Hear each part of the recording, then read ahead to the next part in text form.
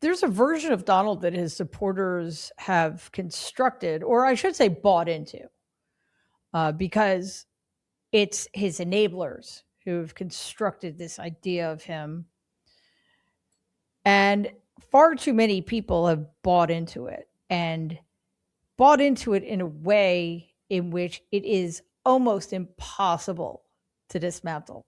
And these are myths about Donald that we've talked about a lot, that he's a self made man, that he's a brilliant businessman, an entrepreneur, that he's a tough negotiator, that he built an empire from nothing and wrote a book about how to help other people do all of those things. Remember Art of the Deal? In what way has he ever been a productive human being? What has he created? What has he built from the ground up with his own vision and capital and skills? The answer is nothing. Instead, he's sold his name.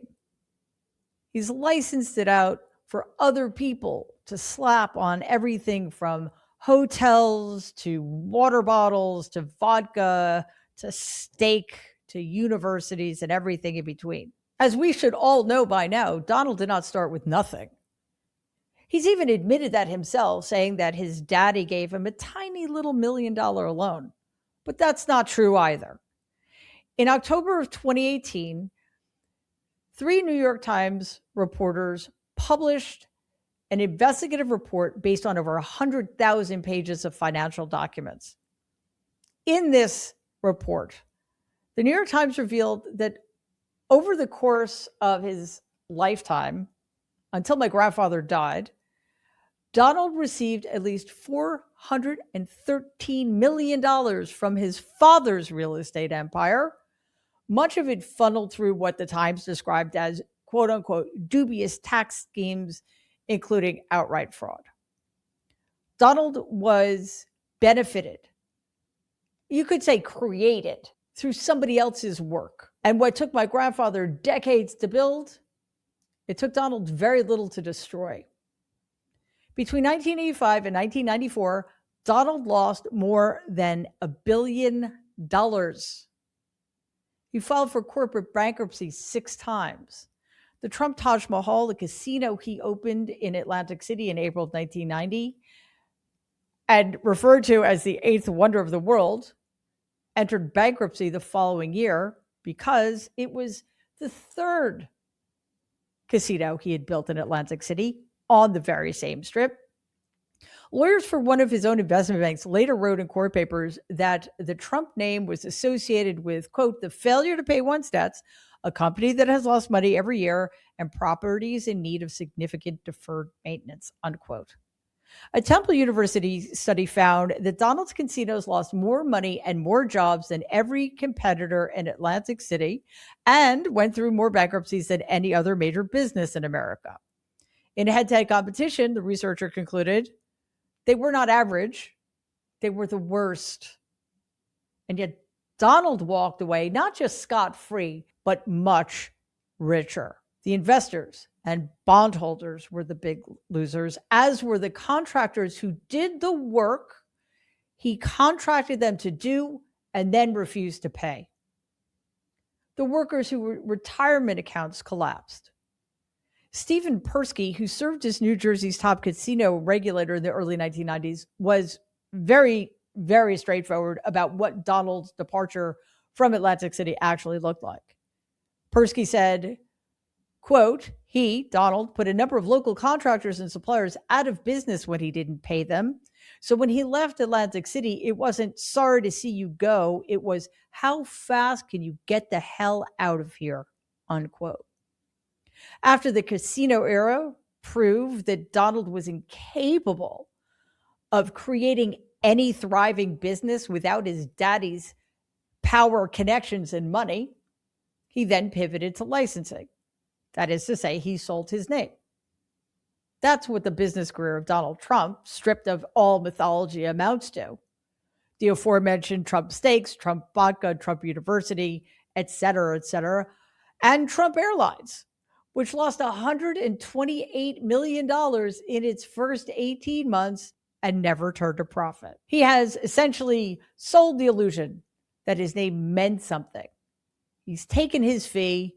And then when things go south, when companies go bankrupt, when the products fail to sell, somebody else, as always, is left paying the price. Getting back to the aforementioned The Art of the Deal, the bestseller from 1987, Donald didn't even co-write it.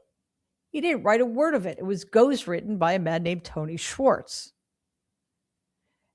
In that book, the foundation of every claim Donald has ever made about himself as a businessman has been proven to be false. And Tony Schwartz knew it. He has called ghostwriting The Art of the Deal his, quote, greatest regret in life, unquote. He said the phrase itself was a marketing construct he invented, that means Schwartz invented, to package an autobiography that bore absolutely no resemblance to the life up until then Donald had actually lived. Schwartz told CBS News that Donald is not only willing to lie, but does not get bothered by it or feel guilty about it. He said he would have titled a second book, The Sociopath. In the wake of all of his failures in governance, many people are starting to catch on that Donald is nothing of what he has ever claimed to be. Iran certainly has this number. In 2018, Donald pulled out of the JCPOA, commonly known as the Iran nuclear agreement, calling it the worst deal ever made and promising something far superior. It took years to get the JCPOA put together and to convince Iran to sign on. It was the most effective tool at reining in Iran's nuclear ambitions. Donald, of course, after ripping it up, did absolutely nothing to replace it. During his second term, after 5 rounds of failed indirect talks, he launched military strikes in February 2026, starting an illegal, unconstitutional war of choice. Iran has rejected Donald's terms, vowing it will never bow to him or America. And in the wake of a failure to come to terms for a peace agreement and an end to the war, Iran is completely free to advance its nuclear program. Donald's own envoy, a real estate guy who has absolutely no experience with diplomacy, a man named Steve Witkoff, said it was, quote, difficult, if not impossible, unquote, to reach a deal. Donald's response was to post that it was time for Iran to, quote unquote, cry uncle. All he's doing here is demonstrating how weak he is. He continues to say that he holds all the cards and Iran has none. The opposite is the truth. Donald is desperate to end this war he started, but Iran is much more motivated to keep it going. Why? Because with every day that goes by, America and Donald Trump become weaker and Iran becomes stronger. In the spring of 2026, in the America, Donald has spent a decade pretending he was going to make great again. He announced a renovation of the Lincoln Memorial reflecting pool. He awarded a no-bid contract to a Virginia company that had never previously held a federal contract. And from what I understand, they were the guys who did his pools at Mar-a-Lago. He told the American taxpayer that this job, this very simple job, would be $1.8 million. But now, again, no big contract. Apparently, it's going to cost $3.1 million, paid for with the fees Americans pay to visit national parks. In other words, with our money that should be going to preserve and protect our national parks, not the paint job of a pool. Of course, Donald has never addressed the cost overrun publicly. If he did, he wouldn't admit that he was wrong. He would just lie about it and say that it was necessary for the safety and security of Americans somehow. He's posted extensively because this man has way too much time on his hands about how beautiful it looks, referring to it as a reflecting pond. According to Greek myth, there was a man named Narcissus who caught his reflection in the river And he was so beautiful, he could not stop looking at his own reflection in the water. Narcissus came to represent a personality disorder. I'll leave you to extrapolate. Let's put it this way. It didn't end well for Narcissus either. A quick note, please like and share this video. And don't forget to subscribe to the Mary Trump Media channel so you don't miss anything that's coming next. Thanks. The White House ballroom, which clearly is Donald's main priority right now, and at some point we need to get to the bottom of why that is the case, told us from the very beginning that this $200 million monstrosity would be paid for entirely through private donations. He also said it was going to be paid for with some of his money, which was, of course, a lie because he's the cheapest person on the planet. Next thing we know, the ballroom is going to cost $400 million, and there are going to be a series of very, very expensive bunkers underneath it. Senate Republicans came up with a bill that would have allocated $1 billion of taxpayer money to pay for the ballroom. And they tried to push this through with reconciliation, which would mean that it only needed 51 votes instead of the usual 60. When the Senate parliamentarian ruled that that maneuver was out of bounds, Donald moved to have her fired, which is sort of like every other business decision he's ever made. Cost overruns are out of control. Somebody else gets handed the bill. Anybody who objects is removed, and he somehow always find a bunch of conscienceless sycophants to do his bidding. In February 2026, in yet another brazen act of unfathomable corruption, Donald filed a $10 billion lawsuit against his own Internal Revenue Service, simply because an IRS contractor had previously leaked Donald's tax returns. That contractor was charged, found guilty, and put in prison. So what harm exactly came to Donald? Because let's put this in context. Every other person running for president, every other person in the presidency has released his or her tax returns, except him. Legal experts immediately called the suit frivolous, but this is another new business model Donald has come up with.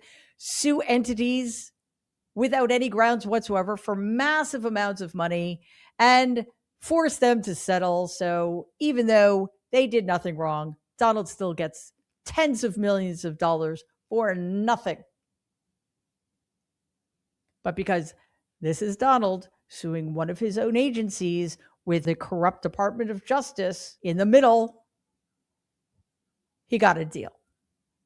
In exchange for dropping the $10 billion lawsuit, the Justice Department, now being run by Acting Attorney General Todd Blanche, Nazi, and perhaps the most profoundly weak and sycophantic people of them all, created a slush fund of $1.776 billion in taxpayer money to be distributed to people who claimed they were wrongly targeted by the Biden administration and January 6 rioters. People who participated in an insurrection against our own government are explicitly eligible. The Treasury Department's own top lawyer, somebody Donald appointed, resigned the day the deal was announced because it was so mind-bogglingly corrupt. To make matters worse, a provision was quietly added to the settlement that had not appeared in the publicly released version. The IRS was, quote, forever barred and precluded, unquote, from pursuing any tax claims against Donald, his family members, or his businesses. That should send a chill down your spine. First of all, it's very reminiscent of the Supreme Court decision in which the corrupt, illegitimate supermajority of the Supreme Court made Donald an imperial president, basically saying that he could do whatever he wants, commit whatever crimes he wants, and as long as he can show or claim that it was an official act, he can get away with it. Donald and his useless adult children have essentially been given the green light to commit fraud and financial crimes, and they will never, ever be held accountable as long as Republicans continue to run our government. It is long past time. They are no longer allowed to do this. So if you are motivated by nothing else in November, if we can get Democrats back in power in the House and in the Senate, we can undo all of this insanity and get these people in prison where they all belong. Please take a second to like and share the video. If you haven't already, please subscribe to the Mary Trump Media channel. Thanks for watching.